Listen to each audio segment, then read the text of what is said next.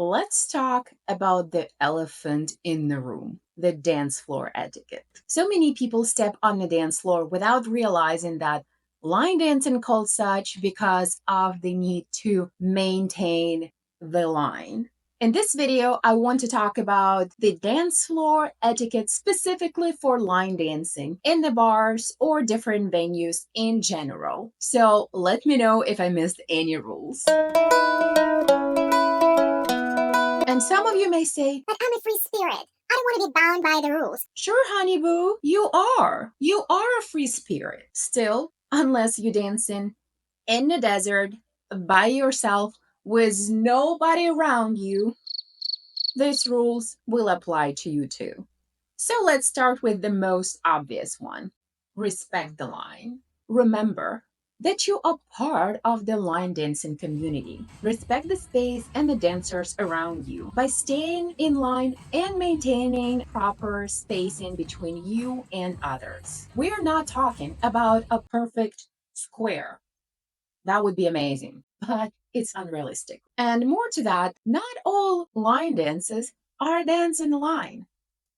I know, we'll talk about this later. Attempt to keep at least a loose version of a line, something that resembles it vaguely. It makes it easier to keep the dance going and not run into each other. Next, no drinks on the dance floor. And you may also ask, but why? I can hold my beer. Life is so much better holding this delicious cold drink in my hand. Yeah, some of this I cannot argue. When the drinks are spilled onto the dance floor is when you have a problem. Line dancing can get very active. It involves a lot of spins, slides, and just turning around quickly and reacting quickly.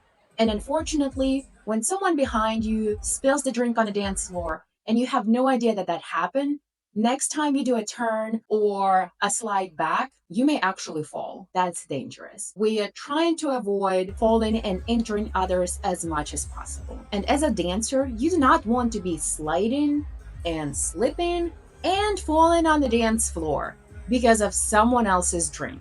In addition to that, the staff needs to clean this mess up.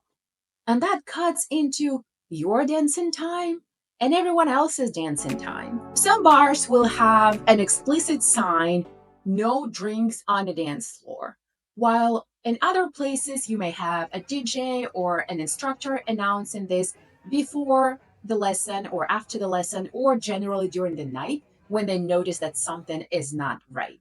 Sometimes you may have security come into you and be like, I'm sorry, no drinks on the dance floor.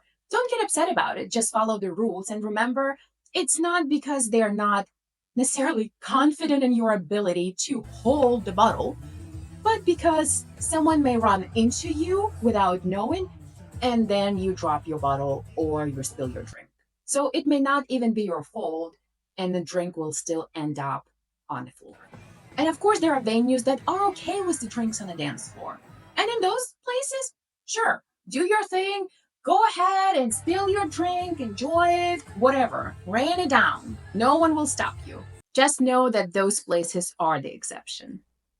Respect the split dance floor.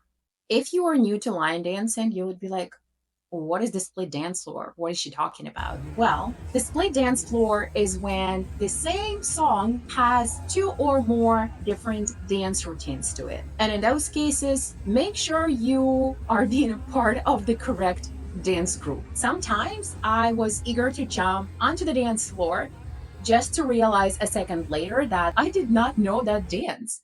I knew the song. I knew another version of the dance to that song, but not that specific routine that they danced. In some bars, DJs will actually announce a split dance floor, and if neither of those dances look like the one you know, then you may find your own spot to dance. One of those examples is Hot Night Joe. That song has like a million of dances written to it. Non-line dancers area. Couples, swing dancers, two-steppers, and other improvisers, we, line dancers, love you so very much. Please stop performing your acrobatic maneuvers in the middle of the line dance. We get it. You great.